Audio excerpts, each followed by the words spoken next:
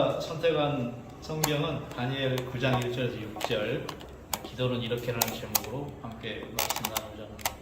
최근에 폭염과 또 폭우, 태풍으로 인해서 참 많이 고생을 하실 줄 믿습니다. 저 역시 자연재해로 인해서 많은 어려움을 겪고 또 우리 철도가 운행하는 데 있어서 상당히 어려움을 많이 겪었습니다. 그러나 이제 최근에 들어서 특히 이 정부 들어서 위험 요인이 발생했을 때는 모든 열차를 중단하는 게 정부의 방침입니다. 그래서 최소한의 안전을 확보하는 것이 정부의 방침이고, 과하리만큼, 정부의 지침도 그렇습니다. 과하리만큼 안전하게 조치해라. 그래서 이번 폭우에서도 전혀 사고가 발생하지 않았습니다. 그러나 돌이켜보면 자연재해라고 하는 것이 과연 우리가 관리하고 통제해서 방어할 수 있는가 하는 그런 많은 생각을 해봅니다. 폭우 때문에 우리 신단진을 지나서 열차가 이제 터널을 빠져나와서 갑자기 산사태로 인해서 일개 열차가 휩쓸려서 탈선하는 사례가 있었습니다. 그것은 우리가 아무리 확인하고 또 점검해도 인간의 힘으로 막을 수 없는 그런 자연재난에 우리는 속수무책인 것 같습니다. 특히 우리 지역, 제가 근무하는 지역, 익산 지역에 새만금이 있어요. 새만금에서 언론에서 심하게 떠들었던 그 잼버리 대회, 우리 장로님께서 아까 기도 때 말씀하신 잼버리 대회가 엄청난 질타를 받았잖아요. 언론의 질타를 받고, 미국과 영국은 이미 철수를 하고, 또 심지어 국가에서 개입했음에도 불구하고 태풍으로 인해서 또 전부 철수해서 전국을 떠돌고 했던 그런 어려운 상황들을 맞이했습니다. 우리가 7월, 8월 하면 어떤 행사를 준비할 때 폭염이 생각나잖아요. 폭염과 그 다음에 장마, 태풍, 이것이 기본적으로 따르는 게 수반인데, 이 잼버리 데이는 우리 여러분 잘 아시다시피 한 10여 년간 준비를 했다고 합니다. 신청의 단계부터 선정 단계, 그 다음에 행사장 준비, 행사일기까지. 그러니까 박근혜 정부 때부터 또 문재인 정부에서부터 확정해서 준비를 하고, 또 현 정부에서 이제 새만금 잼버리가 진행이 됐습니다. 또 예산도 한 1,000억 원 이상이 들어갔다고 해요. 과연 그 많은 예산들을 들여가면서 이런 행사를 이렇게밖에 할 수 없는가 하는 것이 언론의 많은 질타고, 또 정치권에서도 여러 가지 책임 공방이 이루어졌습니다. 사실 우리가 정치를 들여다보면 여야가 서로의 무한 책임을 져야함에도 불구하고 서로 내 탓이다, 전 정부 탓이다, 이렇게 탓하면서 1년 반을 현 정부가 지내오고 있습니다. 또 최근에는 여러 가지 많은 노사 갈등으로 인해서 심각한 상황이 있고, 심지어 대통령 물러가라라는 집회가 계속 연일되고 있습니다. 저희 철도도 현재 SRT로 인해서 얼마 후에 이제 태업이 진행될 예정입니다. 아마 9월 달에는 파업으로 이루어지지 않을까 생각을 하고 있어요. 왜냐하면 SRT가 호남선에 투입이 되고 전라선에 투입이 됩니다. 9월 1일부터 전라선 투입되기 때문에 이제 SRT가 경부선, 호남선, 전라선 전체를 장악하게 됩니다. 그러다 보니까 이제 그 철도 노동자들도 우리의 주권을 찾지 못하고 있기 때문에 불공정 경쟁이다, 이런 측면에서 이제 파업에 돌입하려고 하는 준비를 하고 있습니다. 그래서 상당히 지금 정부가 혼란스럽고 악순환일 수밖에 없어요. 또 철도 노동자들의 요구는 우리 KTX도 수서역에 들어가야 된다, 그래야만이 공정한 경쟁이라고 볼 수 있는 것이죠. 그런데 정부는 그렇게 하지 않고 있습니다. 그래서 상당히 어려움을 많이 겪고 있고, 또 그러므로 인해서 여러 가지 많은 그 국민들의 경제난이 또 어려워지고 있고, 최근에는 또 묻지마 살인이 각 곳에서 이루어지고 있잖아요. 각 역에서 이루어지고 있고, 그래서 저희들도 지금 직원들을 어떻게 관리할 것인가. 갑자기 고객들이 직원을 묻지마 테러를 자행하면 대처할 수 있는 방법이 없잖아요. 그런 것들을 많이 고민하고 있습니다. 또 이제 전 세계적으로 보면 여러 가지 많은 중동 지역에 내전들이 계속 발발하고 있잖아요. 지금은 보도되지는 않고 있습니다만은 중동 지역에 시리아에서 발생한 그런 여러 가지 내전, 또 테러, 전쟁으로 해서 시리아, 쿠르드, 이라크의 수많은 사람들이 전쟁의 아픈 상처로 해서 고통받고 살아가고 있는 실정입니다. 난민 수용소에서 한 끼를 때우기 위해서 고단한 삶을 절규하며 살아내고 있는 모습들을 우리는 볼 수 있습니다. 우리나라에도 바야흐로 다문화 가족 200만 명의 시대를 맞고 있습니다. 최근에는 250만 명이 살고 있다고 통계를 내고 있습니다. 거리에서 쉽게 다양한 이방 민족들을 만날 수 있습니다. 낯선 외국인들을 바라보는 우리의 시선도 이제는 낯설지 않습니다. 제가 사는 익산 지역에는 이미 전용 마트가 있습니다. 외국인 전용 마트, 외국인 전용 식당들이 줄비합니다. 야간에는 저 사람들이 외국인인지 내국인인지 분간할 수 없을 정도로 많은 외국인들이 살고 있습니다. 우리 사회 곳곳에서 공장이나 산업 현장이나 또는 식당이나 바다나 심지어 양식장에서도 수많은 외국인들이 살아가고 있습니다. 노동자들의 삶을 연명하며 살아가고 있는 모습을 우리는 생생하게 볼 수 있습니다. 그런데 문제가 있습니다. 한국인들이 그들에게 많은 임금을 체불하고 또 무시하고 핍박하고 심지어 수많은 성폭행 사건들이 서슴없이 이루어지고 있다고 하는 것이죠. 이것은 심히 안타까운 일일 수밖에 없습니다. 외국 노동자들과의 갈등이 이제는 우리 한국 사회의 사회적인 갈등으로 확산되고 있습니다. 여러분 기억나실 겁니다. 몇 년 전에 제주도에 이라크 난민 한 500명이 입국을 했습니다. 그때 입국 절차를 통해서 받아들여야 한다, 받지 말아야 한다는 여러 가지 국내 여론들이 많이 나타났습니다. 특히 기독교 단체들이 심하게 반대를 했어요. 무슬림에 대한 혐오, 테러, 또 사회 혼란을 걱정하는 한국인들의 반대로 인해서 입국 문제가 우리 사회의 이슈화가 되었습니다. 이렇듯 이주민 난민들은 다른 고통을 안고 고단하고 힘든 삶을 살아가고 있는 것이 오늘의 현실입니다. 우리 사회가 이렇듯 다양한 갈등으로 인해서 어려운 상황에 놓여 있습니다. 그리스도인들은 이 사회에서 영향을 발휘하고 또 세상에 모범을 보이고 선도적인 역할을 함에도 불구하고 이러한 작금의 현실을 바라보면서 우리들이 어떻게 살아가야 할까 또 현 시대에 많은 고민이 필요합니다. 디모데전서 2장 1절에서 2절은 이렇게 기록합니다. 그러므로 내가 첫째로 권하노니 모든 사람을 위하여 간구와 기도와 도구와 감사를 하되 임금들과 높은 지위에 있는 모든 사람을 위하여 하라. 이는 우리가 모든 경건과 단정함으로 고요하고 평안한 생활을 하여야 함이라. 이 시대는 사람들이 거미줄처럼 네트워크화되어 있습니다. 어떤 한 사람의 집단 행동은 다른 사람에 매우 큰 영향을 미치게 됩니다.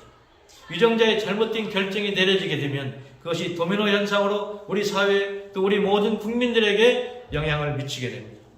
특히 연약한 자들이 더 많은 고통과 괴로움을 당하게 된다는 사실입니다. 그러므로 우리 믿음의 사람들은 임금과 높은 지위에 있는 모든 사람들이 바른 판단과 결정을 내릴 수 있도록 기도해야 하는 것이죠. 지도자들의 행동이나 결정은 그들 자신에게만 영향을 미치지는 않습니다. 좁게는 그 사회 공동체, 넓게는 전 세계에 영향을 미치게 됩니다. 그 결정 하나가 다른 나라 정치인들과 결정에도 도미노처럼 영향을 미치기 마련입니다. 그러므로 우리는 그들이 바르게 결정하고 행동하도록 기도해야 합니다. 그들이 백성을 정적인 수단으로 이용하지 않고 백성을 하늘로 여기며 하나님을 두려워하며 국민을 섬길 수 있도록 우리는 그들을 위해서 기도해야 하는 이유가 여기 있는 것입니다.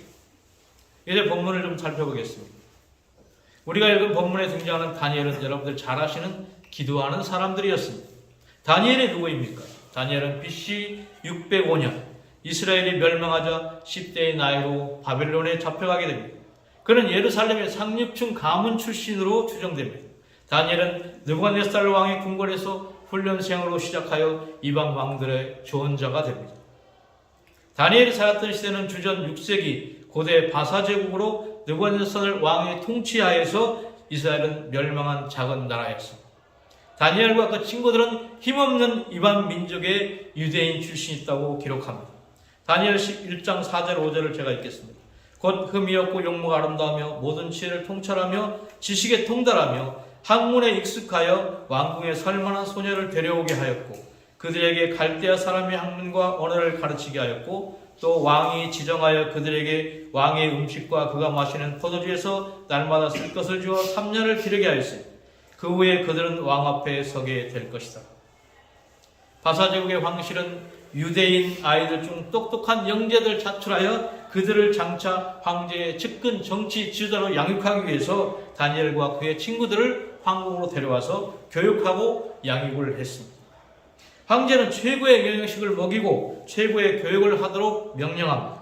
다니엘은 장차 제국의 장관이 되고 총리가 될 수 있는 장래가 촉망한 사람들이었습니다. 그런데 이들은 자신들이 여호와 하나님을 섬기는 히브리 민족임을 결코 잊지 않았습니다. 자신들의 정체성을 간직하고 있었습니다. 사랑하는 여러분, 저와 여러분의 정체성은 무엇입니까? 우리는 하나님의 자녀이고 하나님 나라의 백성입니다. 그러므로 세상 사람들과 다릅니다. 세상 사람들이 살아가는 사고방식과 가치관이 달라야 하는 것입니다. 우리는 그리스도인입니다. 그리스도인은 하나님의 자녀 이름으로 하나님을 바라보아야 합니다. 세상을 바라보고 살아가서는 안 됩니다. 다니엘과 그 친구들은 자신의 입장을 명확하게 확고했습니다. 우상에 바친 재물을, 음식을 절대로 먹지 않으리라 결심한 대로 느부갓네살 황제의 화려한 식탁의 유혹에 결코 넘어가지 않습니다. 이들의 결심이 얼마나 기특하고 가상합니까? 하나님께서 보시기에 얼마나 가상했겠습니까? 절대 권력을 가진 세계 제국의 왕궁에서, 그 권력의 중심에서 우리는 하나님을 믿는 유대인이라는 자신을 믿음으로 살아가는 것입니다. 다니엘과 그 친구들은 위대한 하나님의 사람들이었습니다. 이렇게 새로운 역사는 시작되었습니다. 새로운 역사는 거창하게 시작되지 않습니다. 새로운 역사는 절대 권력 앞에서, 대세 앞에서 자기의 정체성을 분명히 할 때 시작하는 것입니다. 역사의 반전이 여기서 시작되는 것입니다. 여러분이 잘 아시는 익명의 그리스도라는 말이 있습니다. 예수 믿지만 내가 세상 가운데 예수 믿는다는 것을 말하지 않는 사람들입니다. 교회는 나가는데 예수는 믿지만 세상에 밝히기를 거부하는 사람들을 익명의 그리스도인이라고 합니다. 과연 그런 사람들의 심령에 성령님께서 역사할 수 있을까요? 그들이 세상을 바꿀 수 있을까요? 세상의 소망이 될 수 있겠습니까? 세상을 치유하고 변화하는 것이 우리 그리스도인의 역할입니다. 지구촌 교회 가면 교회의 표어가 세상을 치유하고 변화시키는 교회, 이렇게 되어 있습니다. 우리 믿음의 사람들이 세상을 치유하고 변화시키는 당사자입니다. 익명의 그리스도인은 이것이 불가능할 것입니다. 그러므로 우리는 결단하고 행동해야 합니다. 나는 그리스도인입니다. 하나님의 자녀입니다. 천국 백성입니다라는 사실을 여러분 고백해야 합니다. 사도 베드로의 위대한 고백이 있습니다. 마태복음 16장 16절이죠. 저는 그리스도시요 살아계신 하나님의 아들이십니다. 이 베드로의 고백을 저와 여러분의 삶 가운데 늘 잊지 않는 고백이 따라야 될 줄 믿습니다. 우리의 구원자는 오직 예수 그리스도이십니다. 그분만이 우리의 죄를 사하시고 우리를 구원해 주시는 분이십니다. 십자가에 못 박혀 고난받으시고 피 흘리시고 죽으셨다가 3일 만에 부활하셨다가 그 사실을 우리는 믿어야 하는 것입니다. 이 부활 신앙을 믿을 때에 세상 가운데 우리는 승리하는 삶을 살아갈 수 있는 것입니다. 오늘 본문 말씀 가운데 몇 가지 함께 은혜를 나누고자 합니다. 그 첫 번째는 영적 리더십의 사람이 되어야 합니다. 다니엘서 9장 1절을 다시 한번 읽겠습니다. 메대 족속 아수에로 아들 다리오가 갈대아 나라 왕으로 세움을 받던 첫해 곧 그 통치 원년에 나 다니엘이 책을 통해 여호와께서 말씀으로 선지자 예레미야에게 알려주신 그 연수를 깨달았나니 곧 예루살렘의 황폐함이 70년 만에 그치리라 하신 것입니다. 다니엘은 성경 말씀을 보면서 역사와 운명을 깨달았습니다. 그런 하나님의 도성 예루살렘의 황폐함을 보면서 역사와 시대의 아픔을 가슴으로 깊이 간직하고 날마다 말씀과 기도로 하나님께 나아갔습니다. 그런데 어느 날 하나님의 계시의 말씀이 눈앞에 펼쳐지게 된 것입니다. 역사와 시대를 놓고 말씀 가운데 나아가는 사람에게 영적 통찰력과 리더십이 주어지는 것입니다. 하나님의 말씀을 철학적, 지식적으로 체계하는 것으로 미래가 보이지 않습니다. 하나님의 사랑을 느끼고 싶어 몸부림치는 영적 감각주의로는 역사와 시대의 운명이 보이지 않습니다. 묵상과 자기 성찰을 통해서 자기 수양에 집착하는 영적 이기주의자에게는 시대를 이길 수 있는 영적 리더십이 나오지 않습니다. 영적 리더십은 어떻게 나올까요? 이 시대와 하나님을 바라보아야 합니다. 세계 열방과 이 민족과 이 땅의 교회의 연약함과 황폐함을 보고 가슴으로 아파하며 가슴으로 통쾌해야 합니다. 죄를 뒤집어 쓰고 무릎 꿇고 통곡하며 하나님께 나아가는 기도하는 사람에게 영적 통찰력이 부어지는 것입니다. 자기 자신에게 집착하는 것이 아니라 이 시대와 역사를 바라보며 하나님께 나아가는 사람들에게 하나님께서는 새로운 시대의 비전을 보여주시고 성령으로 기름 부어주셔서 기적과 이적적 표적과 놀라운 역사의 반전을 이루어가게 하시는 것입니다. 시대의 아픔을 가지고 기도하던 다니엘은 예루살렘의 황폐함이 70년 만에 마치리라는 말씀을 깨닫고 예루살렘의 재건의 비전을 갖게 되는 것입니다. 예언은 반드시 성취되는 것입니다. 하나님의 말씀은 분명히 실현된다는 사실을 믿으시기 바랍니다. 말씀은 과학적 원리와 학문 그리고 일반 상식을 초월합니다. 말씀은 역사를 관통하며 시대를 초월하며 집행됩니다. 그 어떤 세력도 하나님의 말씀을 막을 수 없습니다. 하나님의 말씀은 초자연적 역사를 이루어갑니다. 이 마태복음 24장 14절입니다. 모든 민족의 전국 복음이 증거되리니 그제야 끝이 오리라. 주님의 말씀은 분명히 성취될 것입니다. 그러므로 영적 리더십을 갖고 하나님 나라의 비전을 실천해 나가야 하는 것입니다. 반드시 모든 민족에게 복음이 증거될 것입니다. 하나님 나라 확장을 위해 하나님의 비전과 꿈을 위해 달려가는 저와 여러분이 되시기를 바랍니다. 두 번째는 기도의 사람입니다. 본문 2장 3절을 제가 읽겠습니다. 곧 그 통치 원년에 나 다니엘이 책을 통해 여호와께서 말씀으로 선지자 에레미야에게 알려주신 그 연수를 깨달았나니 곧 예루살렘의 황폐함이 70년 만에 그치리라 하신 것이니라. 내가 금식하며 베옷을 입고 재를 덮어쓰고 주 하나님께 기도하며 간구하기를 결심하고. 다니엘은 구약 에레미야서를 읽고 예언을 깨달았습니다. 그리고 예언의 성취를 위해 기도했습니다. 우리가 기도할 때에 말씀으로 주어진 계시의 말씀, 예언의 말씀을 붙잡고 기도하는 것이 가장 온전한 기도인 것입니다. 기도는 단순히 자신의 욕구를 채우기 위한 것이 아닙니다. 마태복음 6장 31절에서 33절을 보면 먼저 그 나라와 그의 의를 구하라. 그리하면 이 모든 것을 더하시라고 말씀하고 있습니다. 우리 주님께서는 무엇을 먹을까 무엇을 입을까 하는 이런 기도는 이방인이 하는 기도라고 말씀하고 있습니다. 하나님의 자녀들이 하나님의 이런 것들이 당연히 공급하시는 것입니다. 두려워 말라. 먼저 그 나라와 그의 의를 구하라. 주님께서는 우리에게 이렇게 말씀하고 있습니다. 성경 말씀을 읽고 기록된 말씀에 따라 예언을 깨닫고 예언의 성취를 위해서 기도해야 하는 것입니다. 하나님의 말씀은 예언적이고 언약되며 약속의 말씀인 것을 믿으시기 바랍니다. 본문 3절에 이렇게 기록하죠. 내가 금식하며 베옷을 입고 재를 덮어쓰고 주 하나님께 기도하며 간구하기를 결심하고. 다니엘은 결심하고 기도하기를 시작합니다. 무너진 하나님의 나라, 하나님의 도성 예루살렘을 위해 그는 결심하고 기도합니다. 그렇습니다. 기도는 저절로 되는 게 아닙니다. 기도는 결심하고 시작해야 합니다. 기도는 훈련입니다. 예배와 기도와 찬양은 다 훈련인 것이죠. 훈련되은 사람만이 기도할 수 있는 것입니다. 기도는 하나님과의 만남이고 호흡입니다.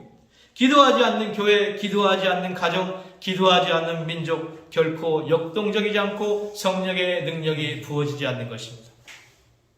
출애굽기 14장 14절에 이렇게 기록합니다. 여호와께서 너희를 위하여 싸우시리니 너희는 가만히 있을지니라. 우리가 기도할 때에 하나님께서 일하시고 준비하시고 싸우신다는 사실입니다. 기도하는데 교회에서 분열이 일어나고 다툼이 일어날 수 있겠습니까? 기도하는 민족이 분열되겠습니까?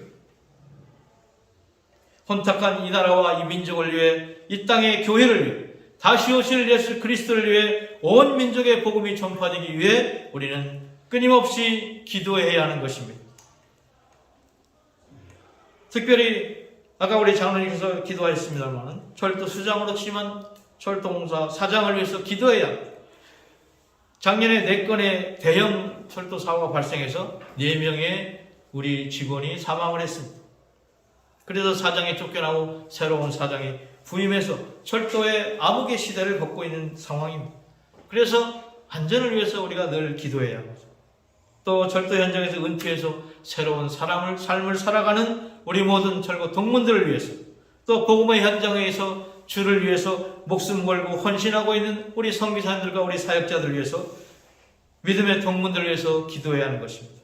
바로 이것이 우리 철거선교회, 철선교회의 정체성이라고 저는 생각을 합니다. 바라기는 저와 여러분이 끊임없이 이 시대를 위해서, 우리 철고 선교회를 위해서, 복음을 위해서 기도해야 하는 것입니다. 하나님께서 일하시는 역사의 현장에서 우리 모두 함께 서 있기를 바랍니다. 마지막으로 세 번째는 회개하는 사람이 되어야 합니다. 다니엘은 먼저 회개하며 하나님께 나아갔습니다. 다니엘 기도는 전체적으로 회개의 기도였습니다. 자기의 죄도 아닌데 이 시대의 아픔과 민족의 죄를 위해서 하나님께 본인은 회개를 했습니다. 종교련한 전쟁과 분쟁으로 고통하는 아프가니스탄, 난민으로 살아가는 시리아와 이라크, 쿠르드 민족 가운데 그들의 고통과 함께하며 우리의 아픈 임양 함께 고통하며 아파하고 기도해야 하는 것입니다. 그런 지도자들과 성도들이 절신한 시대에 우리는 살아가고 있는 것입니다. 회개하는 심령으로 죽게 나가면 역사는 반전될 것입니다. 다니엘 9장 18절입니다. 나의 하나님이여 귀를 기울여 들으시며 눈을 떠서 우리의 황폐한 상황과 주의 이름으로 일컫는 성을 보옵소서. 우리가 주 앞에 간과 없는 것은 우리의 공의를 의지하여 하는 것이 아니요 주의 큰 긍휼을 의지하여 함이니이다. 다니엘은 해파된 하나님의 도성 이스라엘을 생각했습니다. 늘 마음 아파했습니다. 그래서 현재 진행 상황과 현상에 대해 정보와 관심을 가졌고 이에 대한 깊은 이해가 있었습니다. 그래서 다니엘은 회파된 성을 바라보며 아파하시는 하나님의 마음을 느낄 수 있었습니다. 우리 가운데 그런 하나님의 마음을 부어주면 말할 수 없는 단식으로 기도하시는 성령님의 인도하심을 따라 우리가 기도하게 되는 것입니다. 하나님의 마음으로, 하나님의 심장으로 기도해야 하는 것입니다. 그렇다면 하나님의 소원이 무엇일까요? 예루살렘의 회복입니다. 교회의 회복입니다. 우리 가정의 회복입니다. 우리 민족의 회복입니다. 그렇습니다. 다니엘이 바로 이 하나님의 소원을 놓고 기도하고 있는 것입니다. 하나님의 마음이 다니엘에게 부어졌기 때문입니다. 저와 여러분의 마음에 하나님의 마음이 부어지기를 간절히 소망합니다. 이제 말씀을 정리하고 싶습니다. 하나님께서는 열방의 회복을 원하시고 온 열방의 수많은 민족들, 가까이는 이 땅에 살아가는 다문화 민족, 또 믿지 않는 불신 영혼들, 가족과 이웃, 우리 믿지 않는 철고 동문들의 회복을 우리는 위해 기도해야 하는 것입니다. 이들을 사랑으로 섬기고 그들의 영적 회복을 위해 헌신하고 기도하고 함께 교회를 섬겨야 하는 것입니다. 우리가 동문 교회를 섬기기 위해서 특별 모금하는 것도 바로 이 영적 회복을 위해서 도와야 하는 것입니다. 그런 목표인 것으로 저는 알고 있습니다. 여러분은 영적 리더십의 사람이 되어야 합니다. 기도의 사람이 되어야 합니다. 우리가 회개하며 하나님의 마음을 품고 하나님께서 이 시대에 원하시는 것을 이루기 위해서 기도하며 헌신해 나가야 하는 것입니다. 지금이 그런 때이고 지금이 기도할 때입니다. 이 시대의 아픔과 점점 소망을 잃어가는 한국교회와 세계교회를 위해 하나님께서 얼마나 기도할 때에 기뻐하시겠습니까? 특별히 열방의 회복을 위해 간절히 기도할 때에 주님께서 천군 천사를 동원하여 움직여 주실 것입니다.